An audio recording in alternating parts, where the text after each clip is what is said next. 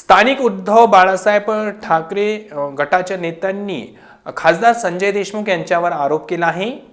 शिवसेना उद्धव बाळासाहेब ठाकरे पक्षाचे यवतमाळमधील एकमेव खासदार संजय देशमुख हे सध्या राजकीय वर्तुळात चर्चेचा विषय ठरले आहेत। महत्त्वाच्या नगरपरिषद सार्वत्रिक निवडणुका सुरू असताना शिवसेना उद्धव बाळासाहेब ठाकरेचे खासदार देशमुख यांनी प्रचारात सक्रिय सहभाग घेतला नाही, तसेच उमेदवारांना आत्मविश्वास वाढवण्यासाठी ते समोर आले नाहीत।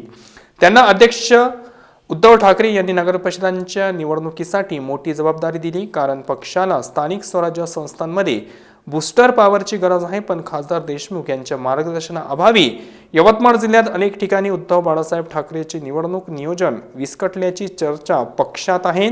त्यामुळे खासदार देशमुख आणि यवतमाळ उद्धव बाळासाहेब ठाकरेचे काही पदाधिकारी कुणाच्या दावणीला बांधले गेले हे राजकीय चर्चेचा विषय बनला आहे। राजकीय क्षेत्रात जोरदार चर्चा आहे की खासदार संजय देशमुख हे उद्धव बाळासाहेब ठाकरे नगराध्यक्ष उमेदवारीवरून काँग्रेसच्या नेत्यांच्या संपर्कात आहेत। यासाठी त्यांना येथील स्थानिक शिवसेना उद्धव बाळासाहेब ठाकरे नेते राजेंद्र गायकवाड यांचा पाठिंबा होता। निवडणुकीच्या काळात खासदारांनी दाखवलेल्या उदासीनतेमुळे ते काँग्रेसच्या दावणीला बांधले गेले आहेत काय, यावर जिल्ह्यात मोठी चर्चा रंगली आहे।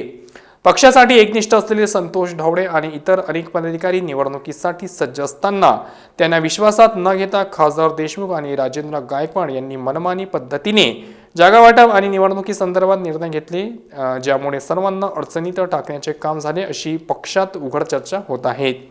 विशेष म्हणजे राजेंद्र गायकवाड आणि संजय देशमुख यांनी यवतमाळ नगराध्यक्ष पदाची निवडणूक लढवावी की नाही या संदर्भात काँग्रेसच्या आणि भाजपच्या नेत्यांसोबत बैठका घेतल्याची माहिती सूत्रांनी दिली आहे।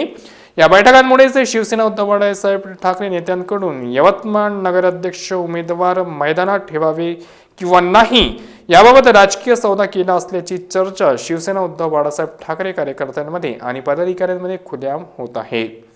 एकीकडे शिवसेनेच्या नगराध्यक्षाच्या उमेदवार वैष्णवी कोवे आणि इतर नगरसेवक पदाचे उमेदवार प्रचारात व्यस्त असताना त्यांना खासदार किंवा पक्षाकडून कोणताही निवडणूक निधी किंवा प्रचार साहित्य देण्यात आला नाही।